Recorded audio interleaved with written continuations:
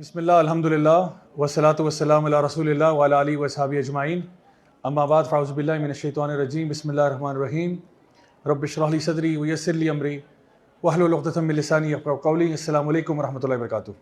آج جس موضوع پر ہم بات کریں گے وہ سورہ الانعام کی کچھ آیات ہیں، اور آج جو ہے وہ 6واں پارہ اور 7واں پارہ اس کو ہم لوگ آپس میں جوائن کر رہے ہیں۔ تو یہاں پہ جو آیت ہمارے سامنے آج ہے سورہ الانعام کی آیت نمبر 82 ہے، جس میں اللہ رب العزت ارشاد فرماتے ہیں الذین آمنوا ولم یلبسوا ایمانہم بظلم اولئک لہم الامن وہم مہتدون، کہ وہ لوگ جو ایمان لاتے ہیں اور اپنے ایمان کو کنفیوز نہیں کرتے، مکس نہیں کرتے ظلم کے ساتھ، یعنی ظلم سے یہاں مراد شرک ہے، کیونکہ اللہ تعالیٰ فرماتے ہیں ان الشرک لظلم عظیم، سب سے بڑا جو ظلم ہے وہ شرک ہے۔ اور آگے فرمایا کہ ان لوگوں کے لیے امن ہے، اور یہ لوگ ہیں جو کہ ہدایت پر ہوں گے، وہ محتدون، یہ ہدایت پر ہیں۔ تو اللہ رب العزت نے یہاں پر ان لوگوں کی بات کی ہے جو لوگ اپنے ایمان کے ساتھ شرک کی ملاوٹ نہیں کرتے۔ ایک اور جگہ پر اللہ تعالیٰ یہ بات ارشاد فرماتے ہیں قرآن مجید میں کہ اکثر لوگ جو ہیں وہ اپنے ایمان کے اندر یعنی ایمان نہیں لاتے سوائے اس کے کہ شرک بھی کرتے ہیں ساتھ۔ اب اس سے کیا مراد ہے، اس کے اوپر علماء نے کافی بات کی کہ اس میں مراد مائنر شرک یا شرک اصغر بھی ہو سکتا ہے۔ کل ہم لوگوں نے بات کی تھی میجر شرک کے بارے میں، اور جو آیات ہم نے پڑھی تھی ان میں اللہ رب العزت نے یہ بات ارشاد فرمائی تھی کہ ہر گناہ معاف ہو سکتا ہے لیکن شرک معاف نہیں ہوتا۔ تو شرک اکبر اور شرک اصغر یعنی میجر شرک اور مائنر شرک کے بارے میں کہا جاتا ہے کہ یہ کبیرہ گناہ ہے، اس میں کوئی شک کی بات نہیں ہے، لیکن یہ وہ چیز نہیں ہے جو معاف نہیں ہوگی، ہے یہ کبیرہ گناہ ہی ہے، لیکن یہ اس لیول پہ نہیں ہے جس پہ شرک اکبر ہے۔ وہ جو ہے وہ تو ناقابل معافی ہے کہ اگر انسان اس حالت میں مر جائے کہ اس شرک کے اندر انوالوڈ ہو اور اس حالت میں مر جائے تو اس کی بخشش کا کوئی چانس نہیں ہے۔ اسی طرح سے سورہ الانعام کی آیت نمبر 101 اور 102 میں اللہ رب العزت ارشاد فرماتے ہیں بدیع السماوات والارض، کہ اللہ تعالیٰ وہ ہے جس نے زمین و آسمان کو پیدا کیا، ان کو سب سے پہلے وجود میں لے کر آیا۔ اور پھر یہاں پر اللہ سبحانہ وتعالیٰ فرماتے ہیں کہ وہ کیا ہے، کہ وہ ہر چیز کا پیدا کرنے والا ہے اور ہر چیز کے بارے میں جانتا ہے۔ آگے فرمایا آیت نمبر 102 میں کہ ذالکم اللہ ربکم لا الہ الا ہو خالق کل شیء فاعبدوہ، یہ وہی اللہ ہے جو تمہارا رب ہے، اس کے سوا کوئی عبادت کے لائق نہیں، ہر چیز کا خالق ہے، ہر چیز کا پیدا کرنے والا ہے، اس لیے اس کی اطاعت کرو، اس کی فرما برداری کرو، اس کی عبادت کرو۔ وَهُوَ عَلَىٰ كُلِّ شَيْءٍ وَكِيلٌ، اور وہ ہر چیز پر ایک وکیل ہے، ہر چیز پر ایک گارڈین ہے، ہر چیز کا پروٹیکٹر ہے۔ تو یہ اللہ سبحانہ تعالیٰ اپنی کچھ صفات بیان کر رہے ہیں کہ اللہ تعالیٰ کی عبادت کیوں کی جائے۔ پوری زمین و آسمان کا پیدا کرنے والا وہ ہے، ہر چیز کا پیدا کرنے والا وہ ہے، اور وہ یہ حق رکھتا ہے کہ اسی کی عبادت کی جائے۔ اسی طرح سے آگے آیت نمبر 106 کے اندر بھی اللہ سبحانہ تعالیٰ یہی بات ارشاد فرماتے ہیں اتبع ما اوحی الیک من ربک، کہ اس کی اتباع کرو جو اللہ کی طرف سے آیا تمہارے پاس، لا الہ الا ہو وَأَعْرِضْ عَنِ الْمُشْرِكِينَ، اللہ کے سوا کوئی عبادت کے لائق نہیں، اور منہ پھیر لو اپنا ان لوگوں سے جو اللہ کے ساتھ شرک کرنے والے ہیں، یعنی ان سے اعراض کرو، ان سے اپنا منہ پھیر لو، ان سے پلٹ جاؤ، ان کے راستے پر نہ چلنا، وہ لوگ جو اللہ کے ساتھ شرک کرتے ہیں۔ اب یہاں پر بھی جو آج کی ہمارے پاس آیات ہیں ان کا تعلق بھی شرک کے ساتھ ہے، لیکن آج ہم جس شرک کی بات کریں گے، جیسے کہ میں نے ذکر کیا، ہم آج شرک اصغر کے بارے میں بات کریں گے، جس کے بارے میں نبی کریم صلی اللہ علیہ وسلم نے احادیث میں یہ بات بیان کی کہ ان کو اگر اس امت کے بارے میں سب سے زیادہ ڈر ہے تو وہ اس چیز کا ہے۔ تو وہ کون سی اقسام ہے، انشاءاللہ آج اس ٹاپک پہ بات کریں گے۔ سب سے پہلے ہمارے سامنے ایک حدیث ہے مسند امام احمد کی، جہاں پر نبی کریم صلی اللہ علیہ وسلم یہ بات ارشاد فرماتے ہیں کہ جو سب سے زیادہ چیز جس کے بارے میں مجھے تمہارے بارے میں خوف آتا ہے وہ کیا ہے، وہ شرک اصغر ہے، یعنی کہ الریا۔ ریا سے معنی ہے کہ آپ انسان کوئی ایسا کام کرتا ہے جہاں پر نیت اس کی اللہ کے لیے نہیں ہوتی بلکہ اپنے دکھاوے کی چیز کر رہا ہوتا ہے۔ بہت سے لوگ ایسے ہیں جو بہت بڑے بڑے اعمال کرتے ہیں، بہت بڑے بڑے کام کرتے ہیں، لیکن اس کے پیچھے جو نیت ہوتی ہے وہ یہ نہیں ہوتی کہ اللہ کی رضا مقصود ہے یا مطلوب ہے۔ اس کے پیچھے مقصد ہی ہوتا ہے کہ بھئی میری تھوڑی سی واہ واہ ہو جائے گی، میری تھوڑی سی لوگوں کے اندر پاپولیرٹی بڑھ جائے گی، مجھے تھوڑے سے لوگ جو ہے سراہنا شروع کر دیں گے۔ تو اس کی وجہ سے نبی فرما رہے ہیں کہ مجھے اس کا زیادہ ڈر ہے۔ حالانکہ شرک اکبر تو جو ہے وہ تو انسان کو دائرہ اسلام سے باہر نکال دیتا ہے، لیکن شرک اصغر کے بارے میں کہا ایک اور حدیث میں کہ یہ ایسا ہے جیسے کہ اندھیری رات میں کالے پتھر پہ کالی چونٹی کی نما ہے، کہ جس کا پتہ ہی نہیں چلتا کہ کب آپ کے ساتھ داخل ہوا اور کب نہیں ہوا۔ یعنی انسان کو لگ یہ رہا ہوتا ہے کہ میں تو بہت اچھے کام کر رہا ہوں، لیکن یہ اتنی خاموشی سے داخل ہوتا ہے کہ یہ ہمارے ریڈار میں نہیں آتا، یہ ڈیٹیکٹ نہیں ہوتا. اس لیے کہا یہ سب سے زیادہ ڈر اس چیز کا ہے کہ تم لوگ نیک اعمال کر رہے ہوگے لیکن تمہیں یہی نہیں پتا کہ تم یہ نیک عمل کس کے لیے کر رہے ہو. اچھا اب یہ میری بات ذرا غور سے سن لیجیے گا کہ ایک ہوتا ہے کہ ایک انسان اچھا کام کرتا ہے تعریف سننے کے لیے، ایک انسان اچھا کام کرتا ہے تعریف سننے کے لیے، ایک ہوتا ہے ایک انسان اچھا کام کرتا ہے اور اس کی تعریف ہو جاتی ہے. دونوں میں بہت فرق ہے. اچھا یہ بھی ایک اصول ہے انسان کی نفسیاتی یعنی آپ کے لیے کیپیبلٹی کے اندر یہ بات آتی ہے کہ ہر انسان چاہتا ہے کہ اس کی تعریف ہو، اس میں کوئی شک کی بات نہیں. ہم کوئی بھی کام کرتے ہیں ہم چاہتے ہیں لوگ اپریشیٹ کریں کہ بھائی ماشاءاللہ آپ نے بڑا اچھا کام کیا. کوئی بندہ آرکیٹیکٹ ہے بلڈنگ بناتا ہے تو کہتے ہیں یار ماشاءاللہ یار آپ نے کمال کام کر دیا. گھر میں کوئی خاتون ہے کھانا پکاتی ہیں، گھر والے تعریف کرتے ہیں کہ ماشاءاللہ جی آپ کے ہاتھ میں بہت لذت ہے، آج تو افطاری بہت ہی کمال بنی ہے، پسند آتا، اچھا لگتا ہے. اسی طرح سے کوئی شخص جو ہے وہ اچھے کپڑے پہن کے تیار ہوتا ہے، کوئی کہتا ہے یار آج تو بڑے اسمارٹ لگ رہے ہو، تو اچھا لگتا ہے. لیکن اللہ تعالیٰ کی جو عبادت ہے اس کے معاملے میں بھی ہو سکتا ہے کہ آپ نے عبادت کی. ایک مثال کے طور پہ ایک شخص صبح فجر کی نماز کے لیے اپنے گھر سے نکلا، پیدل جا رہا تھا مسجد کی طرف. راستے میں اس کا ایک دوست جو ہے وہ اپوزٹ سائڈ سے گاڑی میں گزرا اور اس نے اس کو جو ہے نا مسجد جاتے ہوئے دیکھ لیا. تو اس نے اس کو اگلے دن کہا کہ یار آپ آج صبح میں نے آپ کو دیکھا تھا، آپ فجر کی نماز کے لیے جا رہے تھے، یار آپ ماشاءاللہ بڑے نیک ہو. اچھا اب اس کو خوشی ہوئی کہ ماشاءاللہ میری نیکی جو ہے وہ ذرا پبلک ہوگی. لیکن اب اس چیز میں اور اس چیز میں کہ آپ کوئی بھی نیکی کا کام کرتے ہو اس نیت کے ساتھ کہ میری تعریف ہوگی تو کروں گا ورنہ میں نہیں کروں گا. بات سمجھ میں آ رہی ہے آپ کو؟ یعنی ایک انسان کہتا ہے کہ جی مثال کے طور پہ میں نیکی کرتا ہوں، جب تک لوگ تعریفیں کر رہے ہیں تب تک نیکی جاری ہے. جیسے ہی کوئی کرٹیسزم آیا تو اس نے کہا بھائی یہ تھینک لیس جاب ہے، یہ میں نہیں کرتا. یہاں پہ پرابلم ہے. تو نیکی کرتے رہنا چاہیے. اب دیکھیں ہم لوگ کوئی لیکچر دیتے ہیں، کوئی ٹاک دیتے ہیں، لوگ اپریشیٹ کریں الحمدللہ، نہیں بھی کرتے تو بھی کوئی ٹینشن نہیں ہے، بلکہ نہ اپریشیٹ کرنے پہ اجر زیادہ ہے. کیونکہ ہم لوگوں کی جو بھی باتیں ہیں وہ سننی پڑتی ہیں، سہنی پڑتی ہیں، اس کے اوپر برداشت بھی کرنا پڑتا ہے اور اس کے اوپر اپنے آپ کو ذرا مضبوط بھی رکھنا پڑتا ہے کہ چلو کوئی بات نہیں یار، یہ تو ہم کس کھیت کی مولی ہیں. نبی کریم صلی اللہ علیہ وسلم کو جب لوگوں نے نہیں چھوڑا، حالانکہ ان سے اچھا کوئی دین کا داعی نہیں تھا، ان سے اچھا کوئی مبلغ نہیں تھا، ان سے اچھا کوئی کسی کا بیان نہیں تھا، لیکن اگر ان کو بھی طائف میں پتھر پڑ سکتے تو ہم کس کھیت کی مولی ہیں کہ ہمیں کسی نے چار باتیں اگر کہہ دیں تو ہم وہ جو ہے مائنڈ کر کے بیٹھ جائیں کہ بھائی دیکھو یہ تو اب دین کی دعوت میں تو یہ سب کچھ سہنا پڑ رہا ہے، تو چھوڑو یار یہ کام ہی نہیں کرتے، کوئی اور کام کرتے ہیں. یا آپ نے اللہ کے لیے مسجد بنانا شروع کی، مسجد بنانا شروع کی، کسی نے آ کے اس میں سے کیڑا نکالنا شروع کر دی، نہیں جی یہ فلانے ہیں، ان کا پیسہ حرام کا ہے. اب آپ کو پتا آپ کا پیسہ حرام کا نہیں ہے، لیکن آپ کو شدید کرٹیسزم کا سامنا کرنا پڑا اور انہی لوگوں سے جن کے محلے میں آپ مسجد بنا رہے ہیں. آپ کہتے ہیں چھوڑو پرے یار، بھاڑ میں کہ جائیں یہ سارے، میں نہیں بناتا مسجد. یہاں پرابلم ہے. اس کا مطلب ہے اب آپ کے اندر ریا آ گئی ہے. آپ اللہ کے لیے نہیں کر رہے تھے، اگر اللہ کے لیے کر رہے ہوتے آپ کہتے ہیں یار یہ پروجیکٹ کمپلیٹ ہو کے رہے گا، چاہے ان کو پسند آئے یا نہ آئے، اللہ جانتا ہے کہ میں کیوں کر رہا ہوں اور اللہ گواہ ہے میرے اوپر. تو ہر کام جو نیکی کا آپ نے کرنا ہے آپ نے اس میں اس لیے کرنا ہے کہ اللہ تعالیٰ مجھ سے قبول کر لے. اس پروسیس کے بیچ میں تعریف ہو جائے الحمدللہ، نہیں ہوتی کوئی ٹینشن نہیں، اور نہ ہی ہم اس تعریف کے پیچھے بھاگتے ہیں کہ ان جگہوں پہ جاؤں گا جہاں تعریف ہوگی، جہاں پہ تعریف نہیں ہو رہی وہاں میں نے جانا ہی نہیں ہے. مثال کے طور پہ میں اگر کسی لیکچر پہ جاتا ہوں نا اور وہاں پہ دو بندے بیٹھے ہوں، اگر میں کہتا ہوں کہ بھئی مجھے پروٹوکول نہیں دیا، میری عزت نہیں ہوئی، میرا احترام نہیں ہوا، میرا ٹائم ضائع ہوا، اس کا مطلب ہے میرے ساتھ پرابلم ہے. سیدھی سی بات ہے، اس کا مطلب ہے میرے ساتھ پرابلم ہے. بھائی ایک بندہ بیٹھا ہو یا کوئی بھی نہ بیٹھا ہو، اللہ تعالیٰ تو قبول فرما لیتا ہے نا آپ سے. مجھے ایک یہیں پہ اسلام آباد میں ایک بہت بڑی یونیورسٹی ہے، انہوں نے انوائٹ کیا اور وہ جو انویٹیشن تھا وہ تقریباً 1 مہینہ پہلے سے آیا ہوا تھا، 1 مہینہ پہلے سے کہ جی یہاں پہ آپ کی ٹاک ہے، یہاں پہ ٹاک ہے، ہائپ کریٹ ہوئی ہوئی ہے، پوسٹر لگ گئے، یہ ہو گیا وہ ہو گیا، سارا کچھ 1 مہینے سے ایڈورٹیزمنٹ چل رہی ہے اور وہ لوگ ریڈی ہیں کہ جی بہت میگا ایونٹ ہے، آڈیٹوریم پورا بک ہو گیا، سارا کچھ ہو گیا. جس دن ایونٹ ہونا تھا اس دن کوئی یہ جلسہ جلوس ہو گیا اور سڑکیں بند ہو گئی. مجھے لٹرلی میری ٹاک جو تھی نا وہ ظہر کی نماز کے فوراً بعد تھی، 2 بجے کا ٹائم تھا، تو انہوں نے کہا تھا 2 بجے آپ کی ٹاک ٹائم شروع ہوگا اور آپ نے تقریباً 4 بجے تک جانا ہے. اچھا اب وہ جب میں نے 12 بجے مجھے فون آ رہا ہے ان کا، سر وہ ایونٹ آج نہیں ہو رہا. میں نے کہا بھائی کیا ہو گیا؟ کہ سر وہ آپ کو پتہ ہے وہ جلسے کی وجہ سے جو ہے نا ہڑتال ہوگی، کنٹینر ڈل رہے ہیں تو وہ ساری بسیں روانہ ہو رہی ہیں، تو آج اسکول آف ہو گیا اور کل بھی آف رہے گا، تو انفارچونیٹلی وہ ایونٹ نہیں ہو سکتا. تو بہت بہت شکریہ آپ کا. اچھا اب میں نے کیا کیا، میں نے کہا چلیں الحمدللہ قدر اللہ و ما شاء فعل، جو اللہ نے چاہا وہی ہوا. میں سیدھا بیٹھا اپنے موٹر سائیکل پہ اور پورے اسلام آباد 2 گھنٹے سیر کرتا رہا اور میں یہ سوچتا رہا کہ یہ سارا کا سارا میرے لیے اجر لکھا جا رہا ہے. کیوں؟ کیونکہ اللہ جانتا ہے کہ میری نیت کیا تھی وہاں جانے کی. تو وہ تو میرا ریکارڈ لکھ دیا نا اللہ نے. اللہ جہاں تک اللہ کا معاملہ ہے اور میرا معاملہ ہے, اللہ میرے نامہ اعمال میں یہ لکھ چکا ہے. اب میں موٹر سائیکل چلاؤں, میں جا کے ببل گم کھاؤں, میں پاپ کارنس کھاؤں جا کے, کچھ فرق نہیں پڑتا, میرے اکاؤنٹ میں اجر آ گیا, مجھے ٹینشن لینے کی ضرورت ہی نہیں ہے.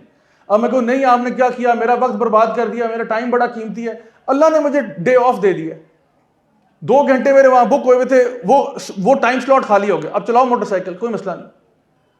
تو الحمدللہ ہمیشہ فوکس اس بات پہ رکھیں کہ اگر تو میں اللہ کی رضا کے لیے کر رہا تھا تو کوئی بھی سرکمسٹانس ہو جاتا ہے تو آپ کوئی ٹینشن نہیں لیں اس کے بارے میں. ہمیشہ فوکس اس بات پہ ہے کہ اللہ تعالیٰ بس ہم سے قبول فرما لے جو بھی ہم کوششیں اور کاوشیں کر رہے ہیں. تو یہ جو شرک اصغر ہے, شرک خفی بھی کہا جاتا ہے اس کو, یہ وہ چھپا ہوا شرک ہے, نظر نہیں آتا, عام طور پر نظر نہیں آتا. ویسے تو شرک اکبر تو نظر آ رہا ہوتا ہے نا, بندہ کسی کے آگے سجدے کر رہا ہے, غیر اللہ سے دعا کر رہا ہے, وہ تو پتہ چل رہا ہوتا ہے, لیکن یہ پتہ نہیں چلتا کہ انسان نے اپنے نفس کو خدا بنایا ہوتا ہے. جو کام کر رہا ہوتا ہے وہ اپنے لیے کر رہا ہوتا ہے. ایک ہمارے ساتھی تھے, انہوں نے ایک جگہ پر ایونٹ تھا, کافی پہلے کی بات ہے, تو انہوں نے اس ایونٹ کے اوپر یہ کہا کہ بہت سارے انٹرنیشنل اسپیکرز آئے ہوئے تھے, تو انہوں نے کہا, اصل میں اینڈ میں کیا ہوا کہ جب ایونٹ ختم ہو گیا نا تو بہت سارے لوگوں نے مل کے ان کے ساتھ تصویریں کھنچوانا شروع کر دی. تو یہ بھائی بڑے تھے تو محنتی, لیکن یہ کہیں اس ٹائم پہ مصروف تھے, کسی ڈیوٹی پہ تھے, تو ان کی تصویر نہیں کھینچی انٹرنیشنل اسپیکرز کے ساتھ. تو انہوں نے آ کے نا کہا کہ بھئی میں آئندہ کام نہیں کروں گا. کیوں نہیں کروں گا؟ کہ انہوں نے کہا کہ اگر سارا کام ہم کریں, ساری محنت ہم کریں اور ساری سیلفیاں وہ کھنچوا کے چلے گئے تو میں یہ کام نہیں کرتا, یہ ایک تھینک لیس جاب ہے, یہاں پہ قدر نہیں ہے انسان کی. اب اس کا مطلب یہ ہے کہ آپ تھینکس کس سے ڈھونڈ رہے تھے؟ اللہ سے نہیں, بندے سے تھینکس ڈھونڈ رہے تھے. آپ نے کہا میں کام کرتا تھا اس لیے کہ مجھے انٹرنیشنل اسپیکرز کے ساتھ تھوڑا سا ٹائم مل جاتا, تصویر کھنچوا لیتا, کیونکہ اب دوسروں نے جو ہے نا تصویریں کھنچوا لی ہیں, اس لیے اب میں کام نہیں کرتا. اس کا مطلب ہے آپ کی اللہ سے اجر کی امید نہیں تھی, امید آپ کی ان اسپیکر سے تھی. یہاں پہ نا یہ ایسا شرک ہے پتہ بھی نہیں چلتا, کب آیا کب گیا نہیں معلوم ہوتا. اسی طرح سے کچھ اور شرک کی اقسام جو مائنر شرک میں آتی ہیں, کچھ اس میں میجر بھی ہیں لیکن یہ اکثر ان میں سے مائنر ہے. ایک ہے اللہ کے علاوہ کسی اور کی قسم کھانا, یعنی قسم صرف اللہ کی کھائی جاتی ہے. اللہ کی قسم کھا لی, اللہ کی صفات کی قسم کھا لی, ٹھیک ہے, قرآن بھی اللہ کا کلام ہے, اسی قسم کھائی جا سکتی ہے. لیکن یہ کہنا کہ تمہارے سر کی قسم اور ماں باپ کی قسم اور فلانے کی قسم, یہ قسم کھانا جائز نہیں ہے. تو یہ بھی مائنر شرک میں آتا ہے کہ کسی اللہ کے علاوہ کسی اور کی, یعنی نبی کریم صلی اللہ علیہ وسلم کہا کرتے تھے اس ذات کی قسم جس کے ہاتھ میں میری جان ہے, یا الرحمن کی قسم, یا اللہ کی قسم, اس طرح کر کے اللہ کی قسمیں کھائی جاتی ہیں. تو کسی اور کی قسم کھانا یہ ٹھیک نہیں ہے. پھر ایک اور بہت بڑا مسئلہ نبی کریم صلی اللہ علیہ وسلم کی ایک حدیث ہے, آپ نے فرمایا کہ جس نے بھی کوئی ایمولیٹ پہنا یا تعویذ پہنا اس نے ایک قسم کا شرک کیا. اب یہ تعویذ جو ہیں اس میں ایک بہت لمبی ڈسکشن ہے کہ کون سا صحیح ہے کون سا غلط ہے. بہرحال میں آپ کو ان سمری یہ بتا رہا ہوں کہ 2023 میں کوئی تعویذ آپ نہ پہنیں. اس کی وجہ یہ ہے کہ آج کل کسی کو ٹرسٹ کرنا جو ہے وہ پاسبل نہیں ہے. میں نے تھاؤزنڈز آف تعویذ کھولے ہوئے ہیں, تھاؤزنڈز کی تعداد میں لوگوں کے تعویذ کھولے ہیں, مجھے آج تک کوئی خیر کی چیز اندر سے برآمد نہیں ہوئی. یہ کیا ہوتا ہے؟ یہ جادو ٹونے کا ایک طریقہ کار ہوتا ہے. اندر نمبر لکھے ہوتے ہیں, ذائچے بنے ہوتے ہیں, اگر اللہ معاف کرے قرآن کی آیات بھی ہیں تو وہ کسی بہت ہی غلیظ لکوڈ سے لکھی ہوئی ہیں, بہت ہی غلیظ لکوڈ سے, کیونکہ یہ جادو کی پریکٹس کے اندر آتا ہے. اور اکثر یہ جوئش فارم آف قبالہ میجک جو ہے اس کے تعویذ ہوتے ہیں. تو تعویذ کی بھی اقسام میں یا تو وہ مثال کے طور پہ کسی پراپر جادوگر کا تعویذ ہوگا جس میں اس نے باقاعدہ میجک کیا ہوگا, یا پھر کوئی فراڈیا ہوگا جس نے آپ کو کسی, جس طرح کہ میں نے ایک تعویذ کھولا اس میں میزان بناسپتی گھی کا اشتہار تھا اندر, لکھا ہوتا ہر چیز میزان میں اچھی لگتی ہے. تو میں نے کہا یہ اللہ کا بندہ گلے میں ڈال کے گھوم رہا تھا, 2 سال ہو گئے بیچارہ اس تعویذ کو, کہتا اس کو یہ کہا گیا تھا یہ پہن کے پھر شفا ہوگی انشاءاللہ. تو کچھ اس طرح کے فراڈی ہوتے ہیں, وہ کچھ پروگرام بھی آتے ہیں ٹی وی پہ, وہ سر عام وغیرہ, اس میں وہ ایکسپوز بھی کرتے رہتے ہیں اس قسم کے فراڈیے جو ہوتے ہیں. ایک پیر بابا کا دکھایا انہوں نے اسی پروگرام میں, کسی پیر بابا صاحب وہ کسی گاؤں میں بیٹھتے ہیں, تو انہوں نے کہا کہ جی وہ پیر صاحب جب سر پہ ہاتھ پھیرتے ہیں تو اندر سے روحانیت محسوس ہوتی ہے. پیر صاحب جب سر پہ ہاتھ پھیرتے ہیں تو ایک روحانیت سی جو ہے نا محسوس ہوتی ہے. پتہ چلا وہ 12 وولٹ کی بیٹری لگی ہوئی تھی ان کے ہاتھ کے ساتھ, تو وہ جو بجلی کا کرنٹ دوڑ رہا تھا نا اس کو آپ روحانیت کہہ رہے ہیں, روحانیت محسوس ہو رہی ہے بہت زیادہ. تو اس قسم کے فراڈی ہوتے ہیں. تو یہ ایک کیٹیگری ہے ان لوگوں کی جو فراڈ کرتے ہیں, اور اسی طرح کے 2 نمبر تعویذ دیتے ہیں. اب یہ کیا کرتے ہیں, 500 روپیہ لے لے گا آپ سے, 1000 روپیہ لے لے گا, یہ چھوٹی گیم کھیل رہا ہوتا ہے. 500,000 روپے میں یہ آپ کو تعویذ دے دے گا کہ یہ, اور پھر آپ کو اسپیشل انسٹرکشن دیتے ہیں کھولنا نہیں ہے تعویذ, کھولنا نہیں ہے ورنہ تعویذ آیا ہو جائے گا. پتہ نہیں کیوں نہیں کھولنا, تو میں کہتا ہوں ادھر لاؤ میں کھولتا ہوں, کھول دیتا ہوں تو اندر سے یہ نکلتا ہے. اچھا, یا پھر وہ جو جادو کرنے والے ہوتے ہیں وہ کیا کرتے ہیں کہ وہ تعویذ پھر بہت گندے قسم کے تعویذ بناتے ہیں جس میں جادو ہوتا ہے اور شیاطین کے نام لکھے ہوتے ہیں, اور قرآن کی آیات جو ہے وہ کسی غلیظ لکوڈ سے لکھی ہوتی ہیں, خون سے لکھی ہوتی ہیں, اللہ معاف کرے, اور اس سے بھی ورس. تو وہ چیزیں پھر ہمیں ضائع کرنی پڑتی ہیں. تو ایک جو نکلتی ہے شاید گنجائش, یعنی بعض علماء نے کہا کہ جی قرآن والا تعویذ پہنا جا سکتا ہے, لیکن اس کی بھی میں سمجھتا ہوں آج ضرورت نہیں ہے, کیونکہ اصل میں جو نبی کریم صلی اللہ علیہ وسلم کا طریقہ ہے وہ سب سے بہترین ہے, اور وہ یہ ہے کہ قرآن مجید تلاوت کے لیے ہے, قرآن مجید ٹانگنے کے لیے نہیں ہے. قرآن مجید اللہ تعالیٰ نے فرمایا کہ وَرَتِّلِ الْقُرْآنَ تَرْتِیلًا, قرآن کی تلاوت کرو اچھے انداز میں. قرآن تمہارے لیے ہدیٰ و شفا و رحمہ, تمہارے لیے ہدایت ہے, شفا ہے, رحمت ہے اللہ کی طرف سے. تو قرآن کی تلاوت کرنی چاہیے, ورنہ آسان طریقہ تو یہ ہوتا کہ ایک تو وہ چھوٹے چھوٹے قرآن بھی مل جاتے ہیں, لوگوں نے بڑے بڑے جو نا قرآن مائکرو کاپی کرا کے بھی بنائے ہوتے ہیں, تو وہ قرآن آپ ٹانگ لیں تو پھر شفا ہو جائے گی.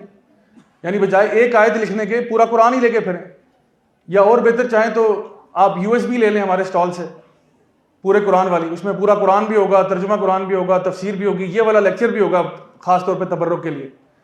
تو وہ USB گلے میں ڈال کے 8 GB کی گھوم رہے ہیں آپ اور کہہ رہے ہیں انشاءاللہ الرحمن یہ تو یوتھ کلب سرٹیفائڈ USB ہے. قرآن و حدیث کا پورا ذخیرہ بھی موجود ہے, اور یہ لیکچر جو ہم نے تراویح تفسیر میں اٹینڈ کیے ہیں پورے لیکچر بھی شامل ہیں. تو لیکن میں بتاؤں سب سے پہلے مسئلہ آپ ہی کے ساتھ ہوگا, جو یہ USB پہن کے پھیرے گا نا, سب سے پہلے پرابلم اس کے ساتھ ہوگا. تو اس قسم کی چیزیں جو ہے نا, توکل اللہ کی ذات پہ ہے. USB بھی توکل نہیں ہے, یا کوئی چیز جو گلے میں ٹانگی ہوئی ہے اس پہ توکل نہیں ہے. تو اس لیے کوئی کسی قسم کا بھی تعویذ وغیرہ ہو اس کو جو ہے نا آپ سب سے پہلے دور کریں, اور جو مسنون اذکار اور دعائیں ان کی طرف جائیں. ہمیں نبی کریم صلی اللہ علیہ وسلم نے بتایا آیت الکرسی رات کو پڑھ کے سونا چاہیے, آخری 2 آیات سورۃ البقرہ کی وہ پڑھ کے سونا چاہیے. نبی کریم صلی اللہ علیہ وسلم قل هو اللہ احد, قل اعوذ برب الفلق, قل اعوذ برب الناس اپنے ہاتھوں پہ پڑھ کے پھونکتے. کس طرح پھونکتے؟ ایسے نہیں کر کے, نہیں ایسے کر کے, تھوکنے والا جیسے رہا لیکن مار پھونک رہے ہیں کرتے, اور پھر پورے جسم پر ہاتھ رب کرتے جہاں تک آپ کا ہاتھ پہنچتا. 3 دفعہ ایسے کرتے, پھر دوبارہ پڑھتے, پھر پورے جسم پر ہاتھ رب کرتے, پھر کرتے. تو یہ مسنون چیز ہیں, یہ وہ ہیں جو کہ نبی کریم صلی اللہ علیہ وسلم سے ثابت ہیں ہر قسم کے شر سے بچنے کے لیے. قل اعوذ برب الفلق, قل اعوذ برب الناس, قل هو اللہ احد, آیت الکرسی, آخری 2 آیتیں سورۃ البقرہ کی, اور اس طرح کے بے شمار اذکار ہیں. بسم اللہ الذی لا یضر مع اسمہ شیء فی الارض ولا فی السماء وهو السمیع العلیم, اعوذ بکلمات اللہ التامات من شر ما خلق, اعوذ بکلمات اللہ التامہ من کل شیطان وہامہ ومن کل عین لامہ, اور اس طرح کے بے شمار ہیں. تو حصن المسلم ایک بہت اچھی کتاب ہے جس میں جتنے بھی یہ مسنون دعائیں اذکار وغیرہ ہیں, اس کی ایپ بھی مل جاتی ہے آج کل, تو آپ اپنے فون پہ ڈاؤن لوڈ کر لیں, یا پھر آپ اس کی بک لے لیں, تقریباً ہر بک سٹور سے مل جائے گی آپ کو. تو اس میں وہ مسنون دعائیں اذکار ریفرنسز کے ساتھ دیے ہوئے. تو وہ اصل کام کرنے والے ہیں, یہ کام کرنے والے نہیں تھے جو ہم لوگوں نے اپنا لی, کیونکہ ہم لوگ کر رہے ہیں جی شارٹ کٹ. ہمیں ہر چیز میں شارٹ کٹ چاہیے. نہ میں نے دعائیں پڑھنی ہے, نہ میں نے اذکار پڑھنے ہیں, نہ میں نے طہارت میں رہنا ہے, نہ میں نے نمازیں پڑھنی ہے, میرے گلے میں کوئی چیز ٹانگ دو بس یہ ٹھیک ہے. یہ دین کا طریقہ نہیں ہے. دین کا طریقہ یہ شارٹ کٹ والا نہیں ہے. دین کا مطلب ہے آپ خود پڑھیں, خود تلاوت کریں, خود بچوں پہ پھونکیں, خود یہ سارے کام کریں, بجائے کہ آپ کہیں کہ ہم کسی اور سے کروائیں گے. ایک اور ایمولیٹ, ایک اور تعویذ جو لوگ استعمال کرتے ہیں اس کی طرف بھی نشاندہی کرتا چلوں. یہ جو آپ شاید اس وقت اسکرین پہ دیکھ رہے ہیں, یہ چیز شاید آپ نے دیکھی ہوگی. برائے مہربانی اگر آپ کے گھر میں یہ ہے تو اس کو ہتھوڑا مار کے توڑ دیں, کیونکہ یہ ایول آئی کی پروٹیکشن کے لیے نہیں ہے, یہ آپ کا اللہ تعالیٰ سے توکل ڈسٹرب کر رہا ہے. کوئی نبی کریم صلی اللہ علیہ وسلم کی ایسی حدیث نہیں ہے, کوئی صحابہ تابعین تبع تابعین میں اس چیز کا ذکر ہی کوئی نہیں ہے. تو کیا نظر بد حق ہے؟ جی بالکل حق ہے.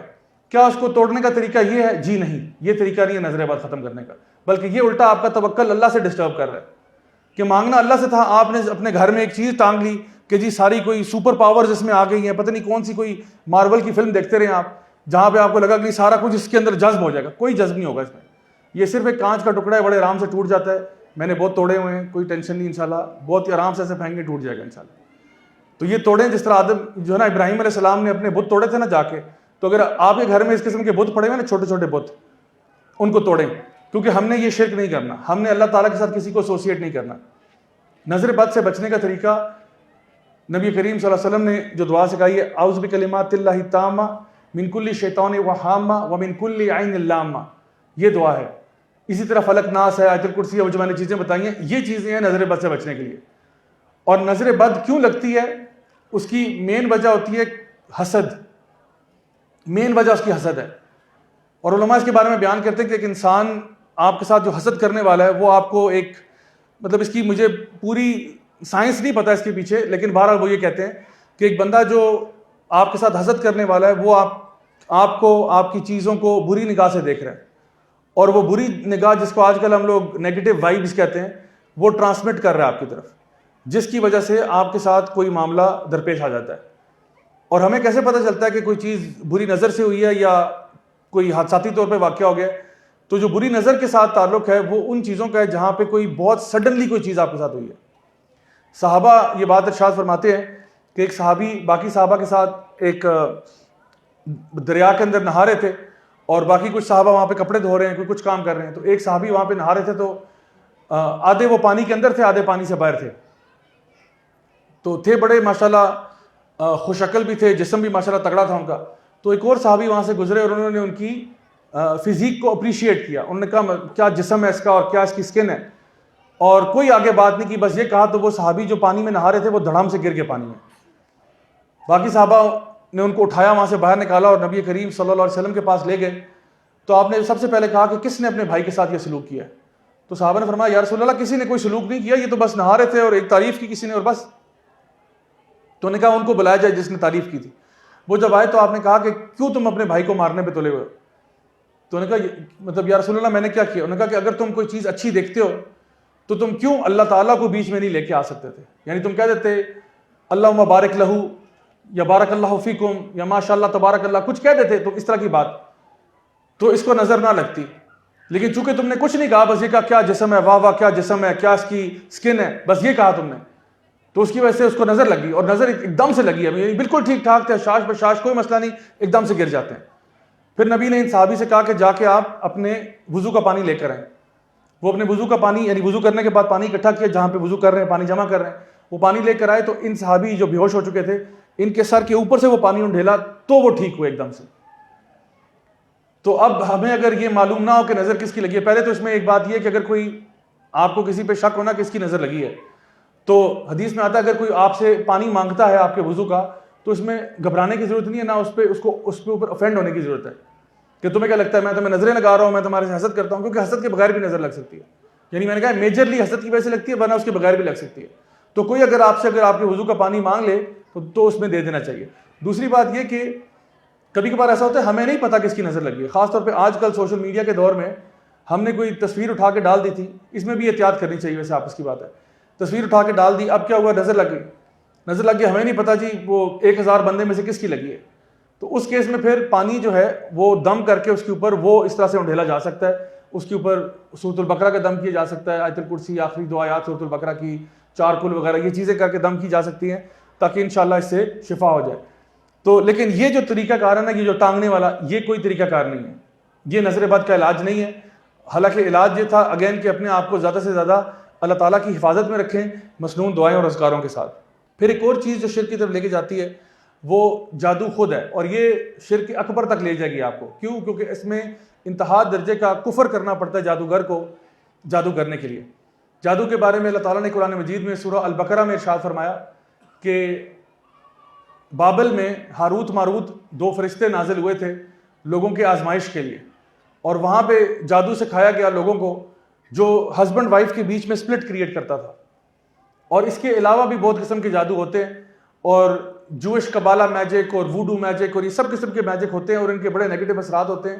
تو جو بندہ بھی اللہ پر توکل چھوڑ کر اس عامل بابوں کے پاس چلا جائے کہ جی مجھے کوئی جادو ٹونا کروانا ہے کسی کے اوپر کہ جی وہ محبوب آپ کے قدموں میں، یا کسی کو دور کروانا ہے کسی اور سے، یا کوئی اور اس قسم کا یہ بنگالی بابا اور عامل بابا اور فلانے یہ جانا ہی آپ کا بہت یعنی ایک شرک اصغر پہ تو پہنچ گیا. اور اگر آپ جادو کر بیٹھتے ہیں اور اس کے اندر پراپرلی انوالو ہوتے ہیں تو یہ شرک اکبر تک لے جائے گا آپ. ایک خاتون نے اپنی طرف سے جائز جادو کیا کیا؟ ان کی شادی ہوئی، ارینج میرج ہوئی، تو ان کے ہسبینڈ جو تھے، یہ وہ کیس ہے جو میرے پاس آیا ہوا ہے، تو ان کے ہسبینڈ جو تھے وہ ان میں اتنے کوئی زیادہ انٹرسٹڈ نہیں تھے کیونکہ وہ کام میں مصروف تھے. شادی ان کی ہو گئی، مطلب وہ یہ نہیں کہ ان سے نفرت نہیں کرتے تھے لیکن بس کام میں مصروف زیادہ رہتے تھے. تو یہ خاتون کہتی تھی کہ بھائی میرے ہسبینڈ میرے ساتھ ٹائم گزاریں، مجھے ٹائم دیا کریں، مجھے لے کے گھوما کریں وغیرہ وغیرہ. تو وہ بندہ جو تھا وہ یہ سوچ رہا ہے کہ بھئی میں اس وقت اپنے آپ کو اسٹیبلش کر رہا ہوں, میں اپنا ذرا پہلے اپنا کریئر بنا لوں تو یہ چیزیں ہوتی رہیں گی, وہ اپنی اور فریکوینسی میں. تو اس عورت نے کیا کیا, یہ کسی بابے کے پاس چلی گئی جس نے یہ کہا تھا کہ جی محبوب آپ کے قدموں میں, تو میں اس میں آپ کی مدد کروں گا. تو وہ بندہ جو جادوگر تھا اس نے کہا کہ جی یہ ہم بڑا ہی ایک کالا علم ہوتا ہے اور اس میں آپ کو یہ لانا پڑے گا, وہ لانا پڑے گا, پیسے بھی لیے, سارا کچھ کیا. تو اس کے ہسبینڈ پہ جادو کیا, اس کے ہسبینڈ کی بنیان منگوائی, ایسا کپڑا جس پہ اس کا پسینہ لگا ہو, اس کے بال ناخن منگوائے, سارا کچھ کروا کرو. اب دیکھیں ایک عام انسان کو پتہ ہونا چاہیے کہ یہ نبوی طریقہ ہو نہیں سکتا. کوئی ایسی حدیث ایک پتہ جہاں پہ نبی نے کہا ہو کہ جی کسی کی بنیان لے کر آؤ یا کسی کے ناخن لے کے آؤ یا بال لے کے آؤ. یہ تو اسٹریٹ اوے آپ کو پتہ چلا, کالی سیری لے کے آؤ, کالا بکرا لے کے آؤ ذبح کر کے. تو یہ سمپل سی بات ہے, آپ کو پتہ لگ جائے گا یہ کون سا اسلام ہے جہاں پہ یہ اس قسم کے اچھا کالا الو پتہ نہیں پکڑ کے لاؤ, تو اس اوٹ پٹانگ چیزیں. تو یو انڈرسٹینڈ کہ یہ چیز ٹھیک نہیں ہے. لیکن اس عورت نے کہا وہ اس وقت جو تھی نا صرف ایک فوکس تھا کہ میرا ہسبینڈ مجھ سے پیار کیوں نہیں کر رہا. تو اس نے اپنے ہسبینڈ پر جادو کروایا, 1 دفعہ 2 دفعہ اور 3 دفعہ. 6 مہینے کے اندر اس کے ہسبینڈ کا انتقال ہو گیا. جادو کا اثر ہوا کہ ہسبینڈ تھوڑا سا بہتر ہو رہا ہے, لیکن 6 مہینے میں مر گیا بیچارہ, نہیں ہینڈل کر سکا. تو میں آپ کو بتاؤں یہ جادو جو ہے نا, یہ کوئی ایسی چیز نہیں ہے کہ بندہ سمجھے کہ جی اس میں مسئلوں کا حل ہے. یہ بگاڑ ہے اور کچھ بھی نہیں ہے. بگاڑ دنیا میں بھی ہے اور آخرت تو گئی آپ کی, سیدھی گئی آخرت, کیونکہ آپ نے ایک ایسی حرام چیز کی طرف رکھا ہے. اور جو جادوگر ہے اس کی شریعت کے اندر سزا موت ہے, کہ جادوگر اگر شریعت میں پکڑا جائے تو حکومت کا فرض بنتا ہے کہ اس کو ایگزیکیوٹ کر دے. یہ اتنا بڑا گناہ ہے, کیونکہ جادوگر کو جادو کرنے کے لیے انتہا درجے کا کفر کرنا پڑتا ہے, انتہا درجے کا کفر. اور ہم جا کے اسی سے مدد لے رہے ہیں کہ تم کفر کرو ہماری مدد کرنے کے لیے. ہم کہتے ہیں جی چھوڑو پرے, ایمان سے ایمان جو بھی ہے, میرا مسئلہ حل کریں آپ. یہی چیلنج ہاروت ماروت کا تھا. ان لوگوں کو پاس جب گئے کہ جی ہمارے پاس میجک ہے, یہ تمہیں برباد کر دے گا, ان کا چھوڑو بربادی کو, ہم نے مسئلہ حل کرنا ہے. بائی ہک اور بائی کروک ہمارا مسئلہ حل کرو بس, ہمیں کوئی ٹینشن نہیں ہے کہ دین کی بے حرمتی ہو رہی ہے, جو بھی ہو رہا ہے. تو یہ بھی ایک ایسی چیز ہے جو انسان کو شرک اصغر سے اکبر تک لے جاتی ہے. اس کے علاوہ فارچون ٹیلنگ میں ایمان لانا, یہ نجومیوں کے پاس جانا, یہ جو ہاتھ دیکھنے والے, پامسٹری کرنے والے, ہاروسکوپس والے, جتنے بھی لوگ آپ کو غیب کا علم دے رہے ہیں, فیوچر کے بارے میں باتیں بتا رہے ہیں, فیوچر کوئی نہیں جانتا سوائے اللہ کی ذات کے. حتیٰ کہ نبی کریم صلی اللہ علیہ وسلم سے پوچھا گیا کہ یا رسول اللہ مت الساعہ, قیامت کب آئے گی؟ آپ نے کہا جس طرح سوال کرنے والے کو معلوم نہیں ہے, اسی طرح جس کو سوال کیا جا رہا ہے اس کو بھی معلوم نہیں ہے. یہ علم اللہ ہی جانتا ہے. تو فیوچر جو ہے نا وہ کوئی نہیں جانتا, یہ سب ڈرامے بازیاں کرتے ہیں اور صرف آپ کو بیوقوف بنانے کے لیے کرتے ہیں. میرے ماسٹرز کے پروگرام کے اندر اسلامک اسٹڈیز میں اس پہ بھی ایک پیپر تھا ہمارا کہ ہاروسکوپس کے اوپر میں نے پورا ایک ریسرچ پیپر لکھا تھا کہ ہاروسکوپس کا اوریجن کیا تھا, کہاں سے آغاز ہوا, کہاں پہ انتہا ہوئی. یہ بالکل سوڈو سائنس ہے, اس کا تعلق کسی بھی سائنٹیفک چیز سے نہیں ہے. یہ صرف یعنی آپ کہہ لیں کہ ایک سپرسٹیشس چیز ہے. It is not based in science at all. جب آپ اس کی ڈیٹیل پڑھیں گے تو آپ کو آئیڈیا ہوگا. تو یہ بالکل فضول ہے ان چیزوں کے اوپر ایمان لانا. جس طرح اس زمانے میں عربوں کے ہاں تیر کا ایک کانسیپٹ مشہور تھا. تیر کیا ہوتا تھا کہ وہ پرندے لیتے تھے اور جس طرح ایک پنجرے میں ان کو رکھا ہوا یا ان کے اوپر ایک وہ ٹوکرا سا ڈالا ہوتا تھا, تو کہتے تھے کہ جب ہم ٹوکرا اٹھائیں گے نا تو پرندے اگر رائٹ گئے تو کام کریں گے. یہ ان کا اس زمانے کا استخارہ ہوتا تھا. اگر رائٹ میں اڑے تو کریں گے, لیفٹ میں گئے نہیں کریں گے, بیچ میں اڑے تو اور پرندے لاؤ دوبارہ سے کرو کیونکہ ڈرا ہو گئے.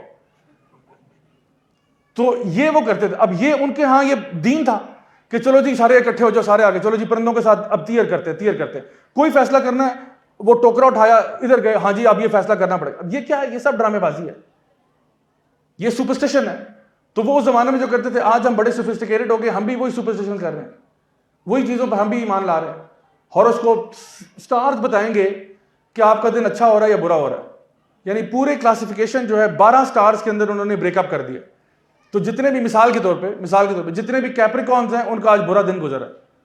ہو سکتا ہے کسی کو آج سیلری ملی ہو سکتا ہے کسی کی آج شادی ہوئی ہو سکتا ہے کسی کو آج کچھ اور ملا ہو. تو کہہ رہے ہیں جی کیپریکونز کا تو آج دن بہت ہی خراب گزرا ہے. جیمنائز کا البتہ بہت اچھا گزر رہا ہے. تو کیا ساری دنیا کو آپ نے 12 کیٹیگریز میں ڈیوائڈ کر دیا, امیر غریب چھوٹا بڑا ساروں کو ایسے کہہ دیا آپ نے. تو یہ بالکل فضول سی بات ہے. اسی طرح سے ایول اومنز میں ایمان لانا, یہ بھی مائنر شرک ہے, شرک اصغر ہے. یہ جی کہ کالی بلی گزر گئی کچھ ہو نہ جائے, میں سیڑھی کے نیچے سے گزر گیا کچھ ہو نہ جائے. یعنی وہ ہزاروں قسم کی چیزیں ہیں, کوئی نمک گر گیا, کوئی پتہ نہیں چاول گر گئے, کیا ہو گیا, 2 مینائیں آ کے بیٹھ گئیں تو یہ پیار ہے, 3 بیٹھی تو پتہ نہیں کیا ہے.